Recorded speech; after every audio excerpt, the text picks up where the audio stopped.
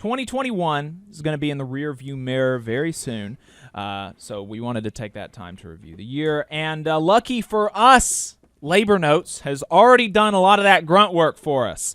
From their website, Labor Notes is a media and organizing project that has been the voice for union activists who want to put the movement back in the labor movement since 1979. They have done a lot of good work in that time, and you should support them. If you go to labornotes.org/donate and select the Donate Monthly button, for just $10 a month, you can get a nice union-made Labor Notes t-shirt and a subscription to their magazine, which I have a subscription to, and I have actually written in. So you should definitely check that out. It's really, really great work. Highly recommend it. Yeah, if you are interested in unions at all, either as a member or just a supporter, if I could recommend one outlet for you to follow, it would probably be Labor Notes.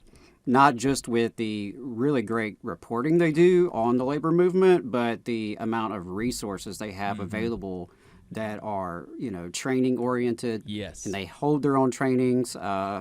You and I and co-founder of the show, David Story, we attended a Labor Notes training. I think that's actually where I met you. No. No, we met through politics, before then. But that's when we really got a chance to talk union, and that was a great opportunity. They visited the Adelante Worker Center down in the Birmingham area, and that's what they do. And I think the Labor Notes conference coming up in 2022 in Chicago, I'm sure we'll be there. I think so, and hopefully some of our listeners can join us. Yeah, it's really good. And I just finished one of their books, Democracy is Power, by Mike Parker and somebody else. Highly recommend it. It's very good stuff. I mean, the reporting has been, of course, extremely good. Jonah Furman is a staff writer for Labor Notes, and his writing on the John Deere strike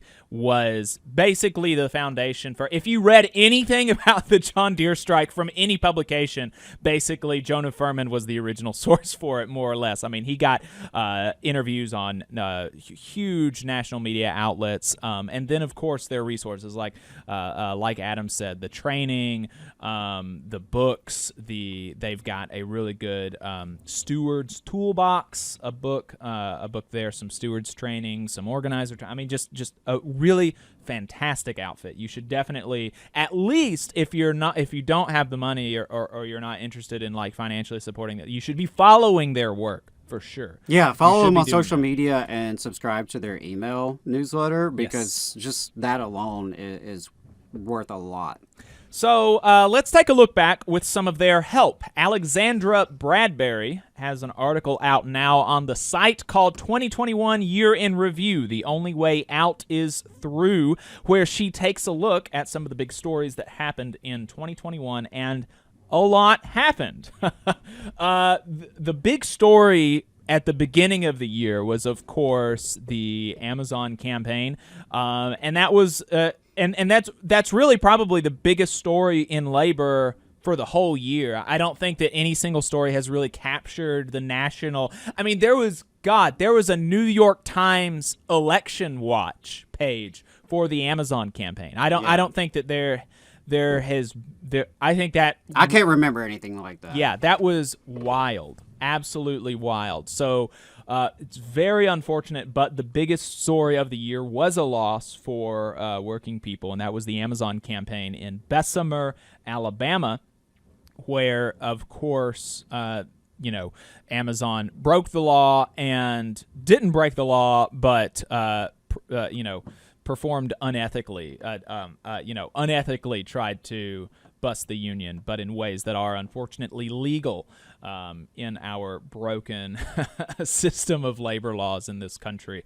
But the NLRB, the National Labor Relations Board, has actually overturned that election. They have set that election to the side and said that Amazon's union busting was so flagrant and so illegal that it was impossible to have a free and fair election in that environment. So they set aside the results of that election and there's going to be a rerun in 2022 in the spring. So that's very exciting. And actually, our Labor Council in North Alabama, I don't know if I've even told you about this, Adam. I don't know why I haven't, but our Labor Council in North Alabama voted at our December meeting to, once a month, beginning in January, send down a caravan of union members to make house calls with the retail, wholesale, and department store union to support the organizing campaign. That is fantastic. There. So I'm very excited about that, and one of my projects in the first half of January as part of the Labor Council is to get other labor councils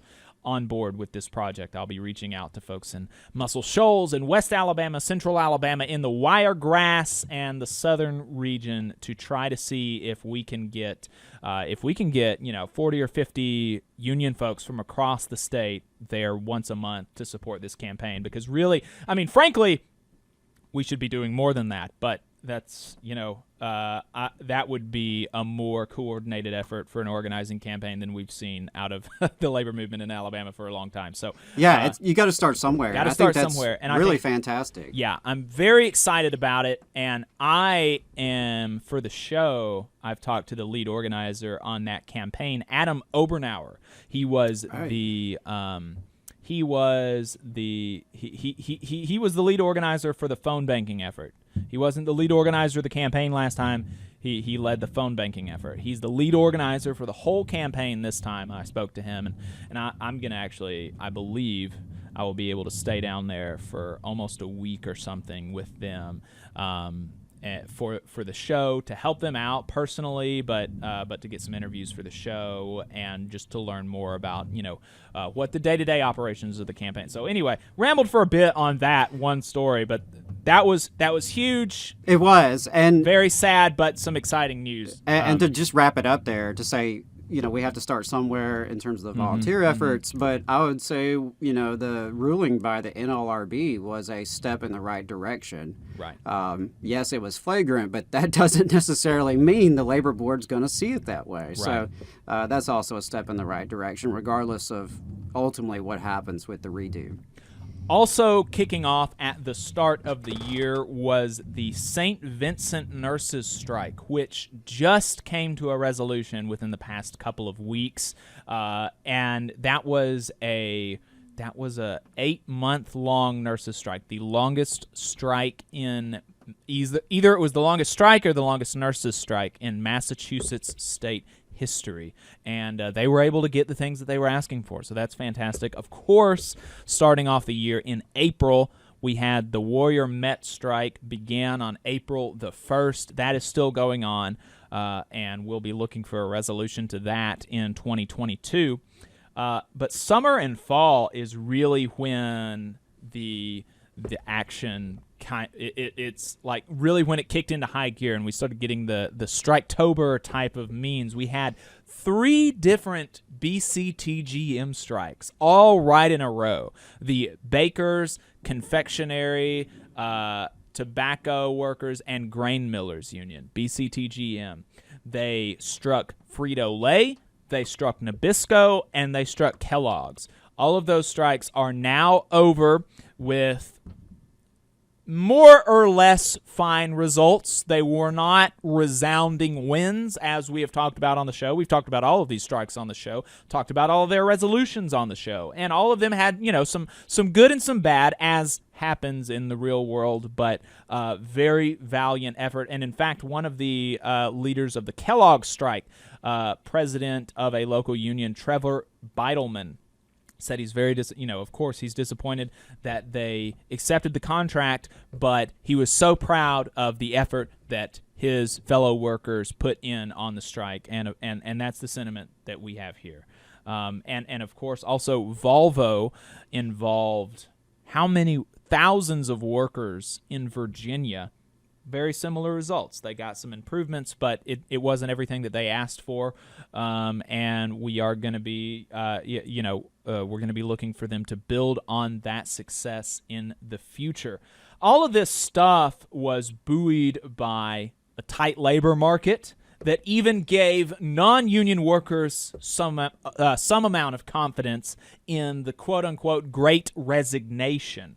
And the best example of that was John Deere. I think we saw some interviews from John Deere strikers who were like, I can go get a job part-time right now, like they're not going to be, they can't replace us right now.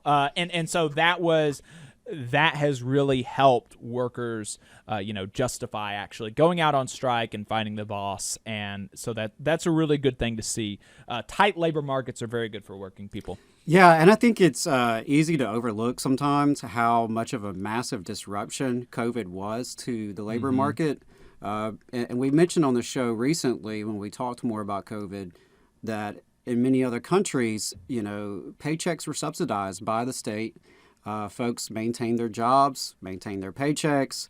So while they were in much more of a stricter lockdown generally, they also, the employment market stayed a lot more stable. Right. We didn't do that here. So we had massive layoffs in industry after industry, only for the economy to start picking back up and, immediate needs to restaff quickly, which, has been such a disruption for good and bad. And I think in this case, it has provided a little bit more leverage than we as working people have had in quite a while. So you pair that with the admittedly pretty meager stimulus benefits that we've had in this country, and you've had some folks feeling emboldened to quit a crappy job or to demand a pay raise at their crappy job, or in these cases, band together to go on strike, feeling that they have a little bit of momentum behind them. And so I think that's one of the stories of the year, is just this momentum that we hope just continues pushing through to 2022. Nowhere has the Great Resignation, quote unquote, this tight labor market been more apparent than in the service sector, which is where we've really been seeing all of these, all these pictures about, subway workers all quitting and leaving a note that said F this, I'm done. Dollar General. There's been organizing at Dollar Generals. Right. Places. And there have been actually among service sector workers, the quit rates have been historic. Month after month after month, we've seen record quit rates, which is that's. But the organizing is actually where forming unions is where you're going to get long-term gain, and we have seen that. Although, of course, it's been very small in comparison to, the broader service sector, how many people work in the service sector. But the Starbucks union drive is just absolutely firing off. Last week, it was announced that there was an organizing drive at a Knoxville, Tennessee Starbucks filed for an election. So, I mean, this is and then, of course, Burgerville workers won their first contract. Which is the first fast food union contract in the United States outside of airports and things like this. So that's very exciting. They are represented by the Industrial Workers of the World, which is a union that both Adam and I are members of. Teachers were surprisingly quiet this year, though, which is something, Adam, I wonder if you have anything to say about that, because that's something that I didn't really notice, in the moment, day to day. I didn't, teachers are quiet. That's weird.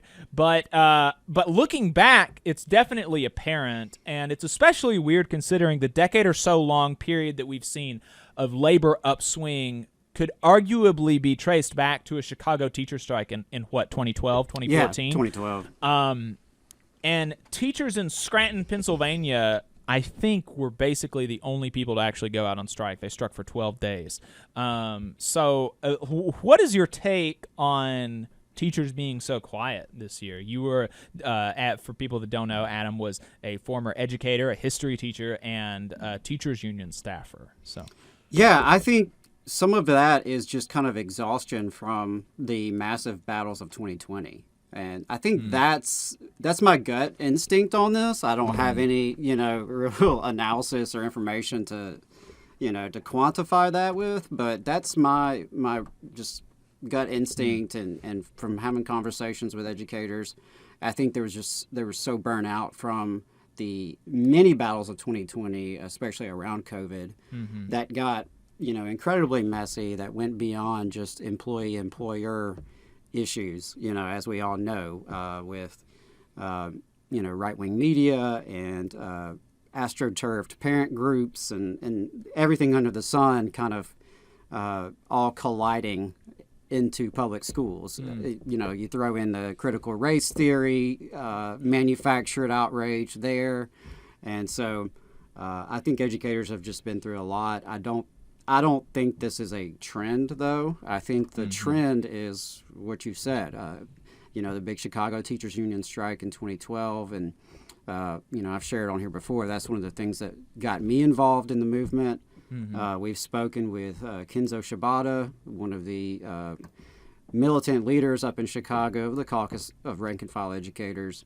And I think, what they built there and their organizing that has spread across the country, I don't see that letting up. And in fact, I think it's going to heat back up quite a bit this year because of what I mentioned, the political and cultural debates that have sort of, infested the schools. I think are going to play out big in the elections of 2022. And so I would not be surprised to see a lot more privatization and kind of a return to some of those anti-public school attacks. Right. A lot of deja vu from, a decade ago.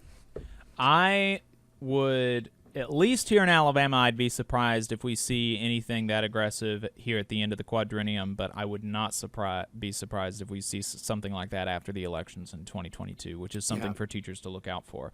On the other hand, bus drivers had a very interesting year. By October, Bradbury noted in her article that the Labor Action Tracker at Cornell University had already documented 10 sick outs. 10 sick outs for this school year. And we know there's more than that. Yeah. Because we just talked about one last week in South Carolina. Right.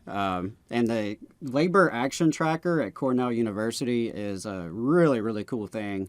If you're a union nerd like us, and you really like to follow and get the hard data and, pull up a map and see where everything's popping off, recommend that for sure.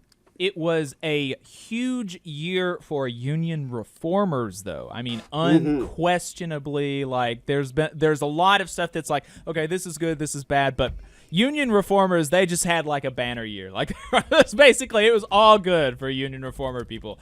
With a slate backed by the Teamsters for a Democratic Union winning overwhelmingly, with the largest margins coming out of the South, including an absolutely insane 94% of the vote out of the Teamsters Local 402 in Muscle Shoals. Wow. That is huge. And in the UAW, a referendum on whether or not to elect top officers by referendum resulted in yes. Union auto workers do value democracy, and they would like to choose their president. Imagine that. So this is an initiative that was backed by a UAW group called Unite All Workers for Democracy, and that also won big. I believe the final margins was 65-35, or was it 70-30? Something like that. It was huge, more than 2-1. So just great results for a more democratic union. Absolutely. In the UAW and the Teamsters. And so more broadly, though, while this was definitely a banner year for labor in modern terms, it's nothing like labor is still a shell of its former self. It's nothing like the heyday of organized labor. And in fact, the number of workers on strike in the U.S. this year is lower than in any year from 1930 to 1980. Lower than any year during that time period. So that should, certainly, there's been an upswing, but that should sober us a little bit. And Nelson Lichtenstein noted something similar. He's a labor historian. In a piece that he wrote for on the so-called strike wave for Dissent magazine. He threw a bit of cold water on the cheerleading, noting that in 1979 there were 235 work stoppages involving 1,000 or more workers. So far this year, we have seen just 12. And he wrote that in October. Yeah. Right. So it does put it in context. And that is one of the big things, is that even as we've seen this resurgence, we're still not seeing the large strikes, as he's mentioning there, because, we pretty much named most of them already, which would have been very difficult to do 50 years ago, to just name them off the top of your head. Right. So even though, and it's great to see the push in a lot of the smaller places, and that's something that I hope folks take away from a lot of the reporting we do on this show, that even if there's only a dozen people in your workplace, you can still organize, you can still build a union, you can still go on strike. But the massive labor actions that used to be such a staple in our economy are that still... you really do need to kind of shape society. Right, absolutely. So, again, hopefully we're moving in the right direction. And this does tie into the general strike talk stuff as well. I don't know if you remember that or not. Probably not, because it didn't really happen. But supposedly there were people online, there's your problem, that were wanting to organize a general strike on October 15th. And, of course, you don't know about it. I only know about it because I'm a weirdo. And it didn't happen because, as Lichtenstein points out, and I'm going to quote this at length, non-union workers, no matter how aggrieved, do not go on strike. They can quit their job. They might even walk out together for a shift or two, but in the absence of some independent organization, almost always a trade union, their protest soon dissolves. Virtually every strike in today's headlines, from that of the agricultural implement workers in Iowa to coal miners in Alabama and studio crews in Hollywood, they're all members of unions that were formed almost 80 years ago in the Great Depression. It does not matter if the union was once radical or conservative, organization is essential to any sustained and potent worker protest. And once the strike is over, that same organization does not fade away. It stays right where it is, in management's face, policing the contract, mobilizing the workers, lobbying politicians, and preparing for the next contract fight. And that is the key there. What we saw last year in the good can be a taste of what is to come, but only if we organize, and we organize millions of more workers into unions in their workplaces. Absolutely. I really like that quote. Yeah, Nelson Lichtenstein does very good work. Highly recommend following his work as well. And in that vein, because organized workers are the only ones who can go on strike, let's see what contracts are up in 2022. Dan DiMaggio has a summary up on Labor Notes titled, "Who Might Strike in 2022? Hundreds of contracts will be up," and the title does not disappoint. If there were, there's huge potential. There's huge potential. There are contracts that are expiring, collective bargaining agreements that are expiring, that cover 1.3 million workers. Nearly 200 large union contracts that cover at least 1,000 workers they're up in 2022, from telecom to grocery, from longshore to bakers, from oil to teachers. Huge amounts of our economy is going to be up for a potential strike, and it's up to, of course, the union members to make that happen. A coalition of several food and commercial workers, UFCW locals, plus one Teamsters local in California, Washington, and Colorado is coordinating actions and demands on contracts for 100,000 grocery workers at Kroger and Albertsons and affiliated chains, which expire over the next several months. Wow. That's a lot. That is a lot of people. Yeah. The Longshore ILWU contract with the Pacific Maritime Association, covering 22,000 dock workers in Washington, Oregon, and California, expires on July the 1st, and that is something to watch, especially, with all these issues about the supply chain, et cetera, et cetera. You can listen to our talk with Zach Patton, an ILWU member, to learn more about that. And speaking of Topeka, which when I read this was interesting. The agreement covering the Frito-Lay plant there, where workers struck last summer, as we mentioned, over 84-hour work weeks, that expires in September, apparently. Also expiring in 2022 is the other bakery contract at Frito-Lay in Vancouver, Washington. So we could be looking at another Frito-Lay strike in 2022. There are large expiring contracts in the education sector that cover 268,000 workers. Of note are 2 California locals that struck in 2019, 34,000 teachers in Los Angeles, and 3,000 in Oakland. The largest K-12 educators contract covering 120,000 teachers and school staff in New York City also expires in September. We said that 2021 was a very sleepy year for educators, and 2022 has there's definitely the option that 2022 is not a sleepy year for educators. And in all 3 of those locals, there are very robust internal reform movements. There is the movement of rank-and-file educators, MORE, in New York City, which I know has been doing a lot of organizing, sometimes even having to go around the official union leadership there. And, of course, L.A. had a very successful strike in 2019. They were very, very organized coming into the pandemic and the impacts on schools there. So, it's going to be interesting to see how those play out and if there's any ripple effects across the country. Yeah. And finally, for 2022, looking ahead, there have been, of course, recent waves of organizing by journalists and museum workers, and that means these workers are going to be fighting for their first contract. So we could ultimately end up seeing strikes from these for refusals to bargain by the company. That's what we saw at the New Yorker magazine.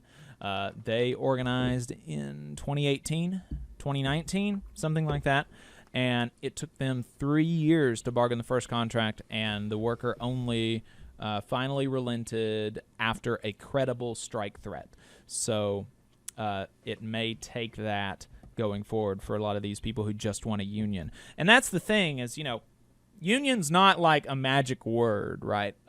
When you get a union, if you become a union and you win an election, like everything's not great overnight. Like you gotta you gotta fight for it. You gotta actually, win that first contract that does codify those gains that you're looking for. And getting that first contract is not easy. So.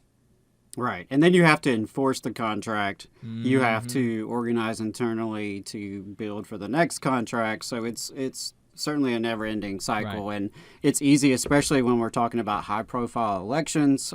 You mentioned with Amazon earlier, it's easy to fixate on the election part and not everything that comes after and before, which is, the really hard stuff. Yep. Support for the Valley Labor Report comes from the International Federation of Professional and Technical Engineers Union. Learn more by visiting www.ifpte.org.